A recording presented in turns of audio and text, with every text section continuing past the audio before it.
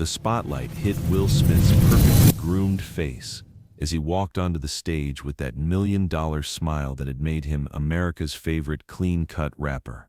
28,000 fans at the Philadelphia Spectrum erupted in cheers for their hometown hero, completely unaware that they were about to witness the most explosive confrontation in hip-hop history.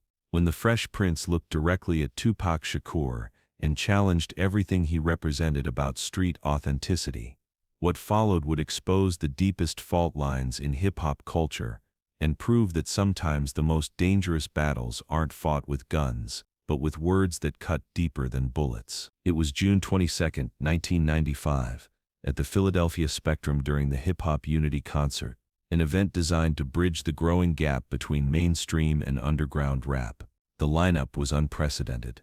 Will Smith representing the commercial, radio-friendly side of hip-hop, while Tupac embodied the raw, street-credible authenticity that was increasingly defining the culture's core identity. The evening had started as a celebration of hip-hop's diversity, showcasing how the genre could appeal to both suburban teenagers and inner-city youth. Will Smith had just finished an energetic performance of Summertime and Parents Just Don't Understand, having the predominantly white middle-class Philadelphia crowd singing along to every word. But as Tupac prepared to take the stage, the atmosphere began to shift. The contrast between the two artists was immediately obvious and symbolically loaded. Will represented hip-hop as mainstream entertainment, fun, safe, and marketable to mass audiences. Tupac represented hip-hop as raw social commentary, dangerous, authentic, and uncompromising in its portrayal of street realities. Instead of leaving the stage after his set, Will Smith had made an unexpected decision to stay and introduce Tupac. What started as a standard transition between acts quickly became something much more loaded and controversial. "Philadelphia," Will said into his microphone, his voice carrying that familiar charm that had made him a household name.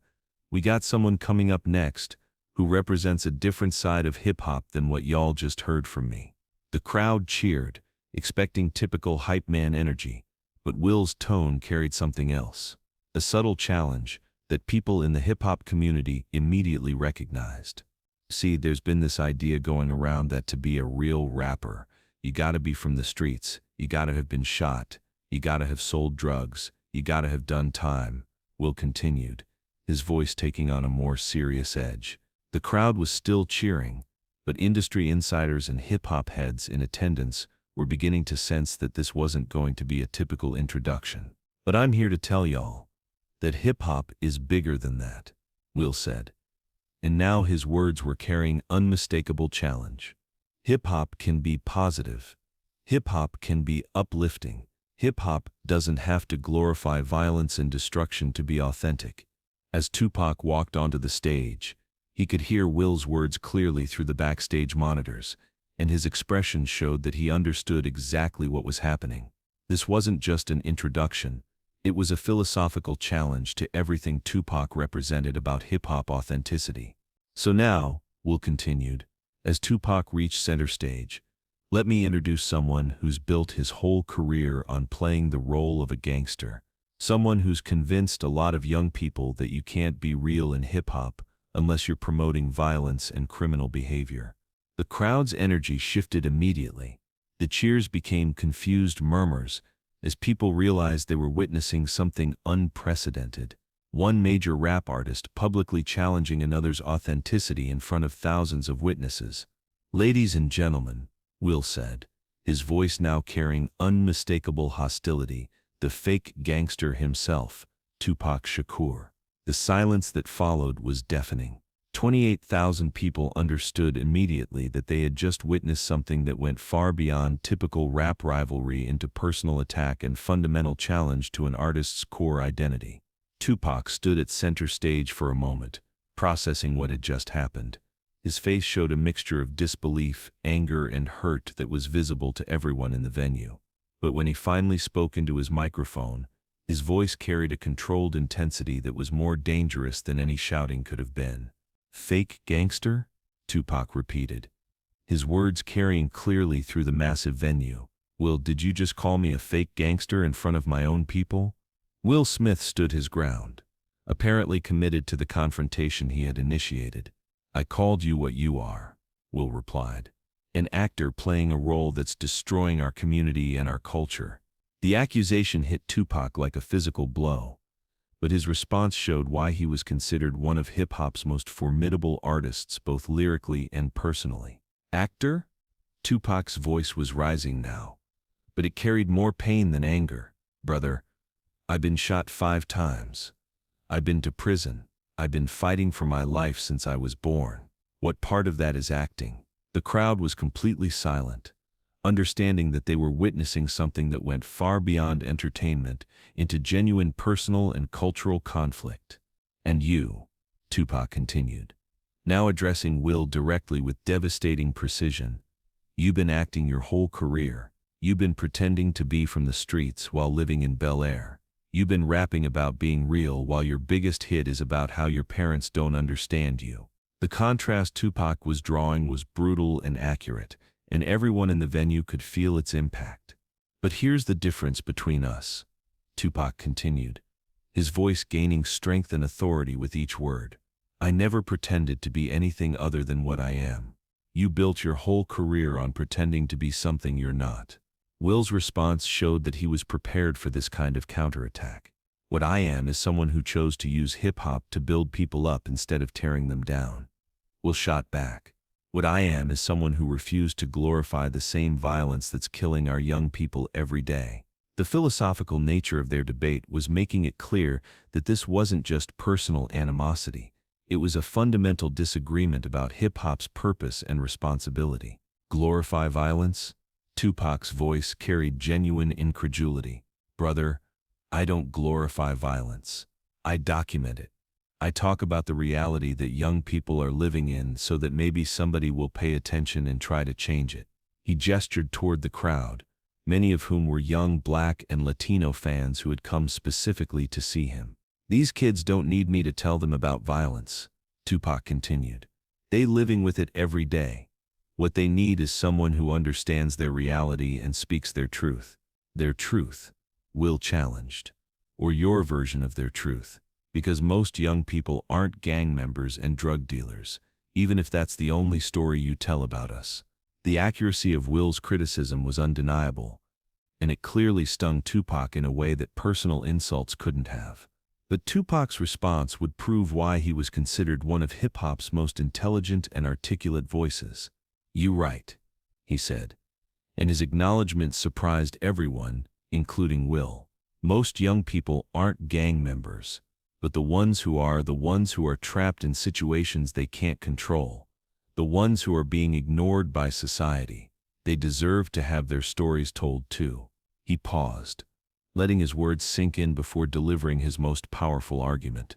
"And here's what's really fake about what you doing," Tupac continued, now speaking directly to Will but addressing the larger audience. "You standing up here acting like positive rap and street rap can't coexist. You acting like there's only one way to be authentic in hip-hop." The crowd was beginning to respond positively to Tupac's argument, understanding that he was making a case for diversity within hip-hop rather than exclusivity. "Hip-hop is big enough for both of us," Tupac said. "It's big enough for your suburban kids who need to hear that their problems matter, and it's big enough for my street kids who need to hear that their struggles aren't invisible." Will's response showed that the philosophical debate was affecting him as much as it was affecting the crowd. "Then why do you spend so much time attacking artists like me?" Will asked. "Why do you act like positive rap isn't real rap?" The question was fair, and Tupac's answer would show a level of self-reflection that surprised many people who knew him only through his controversial public image. "Because I've been defensive," Tupac admitted. "Because I've been tired of people acting like my reality isn't valid just because it's not pretty. Because I've been fighting so hard for respect that I forgot we're supposed to be fighting together, not against each other." The honesty of Tupac's response began to shift the energy in the venue from confrontational to something more constructive.